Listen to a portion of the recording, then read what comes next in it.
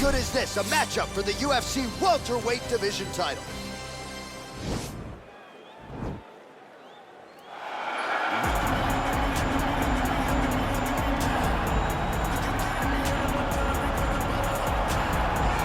All right, so here he is, the #1 welterweight contender, getting set to challenge for the UFC's 170-pound title.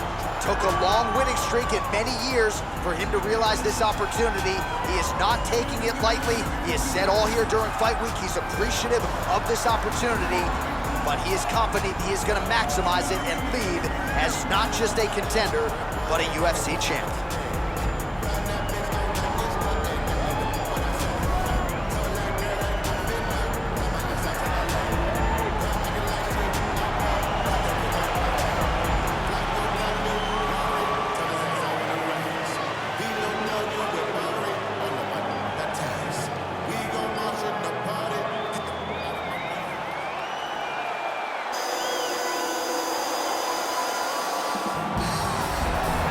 He is the reigning, defending, undisputed UFC welterweight champion in a division full of killers. He has remained the hunted at 170 pounds. Now, unquestionably staring at his toughest challenger to date. Can he go back home as the champion? If he can, another chapter to one of the greatest welterweight legacies the Octagon has ever seen.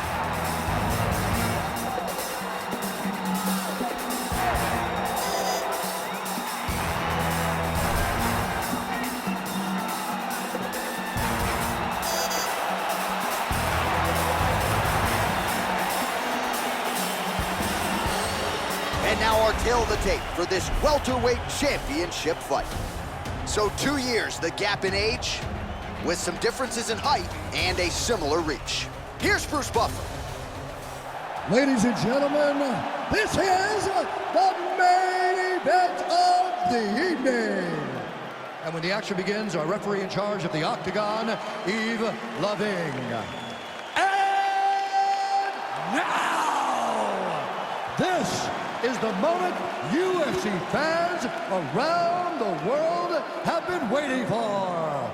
Live from the sold-out T-Mobile Arena in Las Vegas, it's time! 5 rounds for the undisputed UFC welterweight championship of the world. Introducing first, fighting out of the blue corner. This man is a wrestler, holding a professional record of 24 wins, 1 loss. He stands 5 feet 10 inches tall, weighing in at 155 pounds. Fighting out of Makhachev, Russia, presenting the challenger, Islam Makhachev. And now, introducing the champion, fighting out of the red corner. This man is a mixed martial artist making his professional debut here tonight. He stands 5 feet 7 inches tall, weighing in at 155 pounds. Fighting out of Los Angeles, California, presenting the reigning, defending, undisputed UFC welterweight champion of the world, Bruce the Dragon Lee.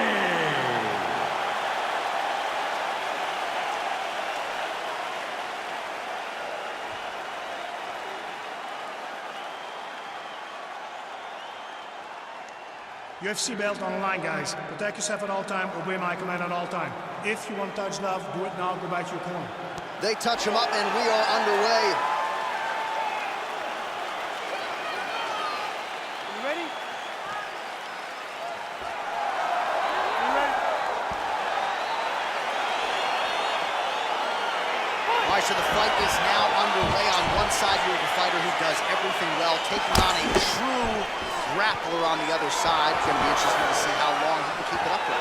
I mean, Damian Maia may be the most specialist type of grappler in the UFC. This guy resembles him in a number of ways. And with authority, goes to the judo throw right into side control. He's inside control. He's got a ton of options. A lot of top pressure being applied here.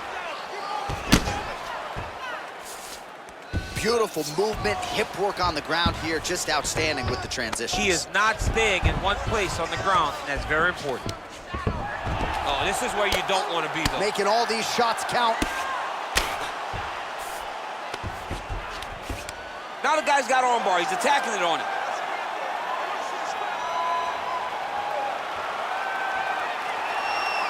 He's going to attack armbar here.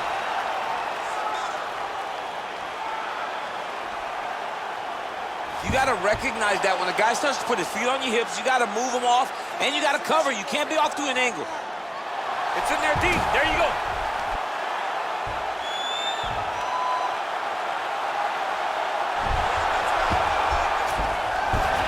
Not tapping out tonight.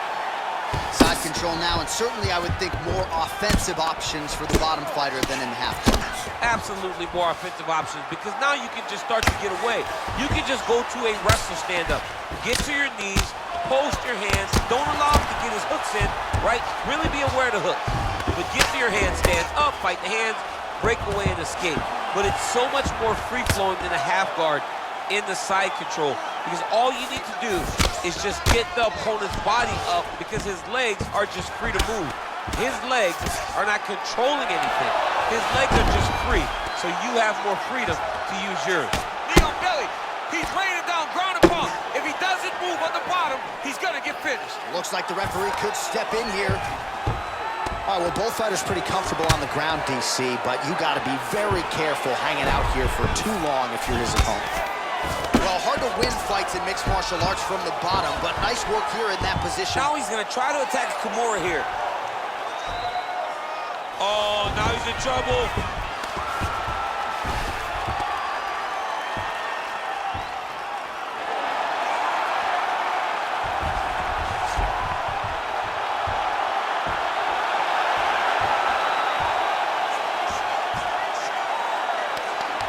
Oh, and he pins the arm down, and that is it. So the tap comes shortly thereafter.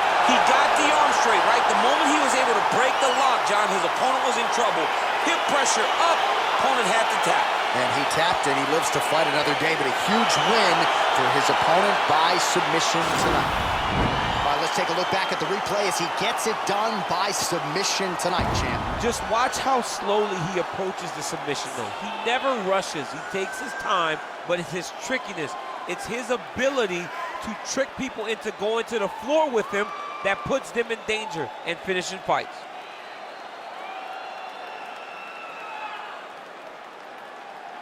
And ladies and gentlemen, there he is, a man that needs no introduction, the undisputed UFC welterweight champion of the world, and your winner tonight by way of spectacular submission. Ladies and gentlemen, referee Yves Levine is going to stop to this contest at 4 minutes, 28 seconds of the very first round, declaring the winner by tap out due to an armbar, and new undisputed UFC welterweight champion of the world, Makhachev. Well, he came in a confident #1 contender. He leaves as the undisputed best welterweight in the world, and I say that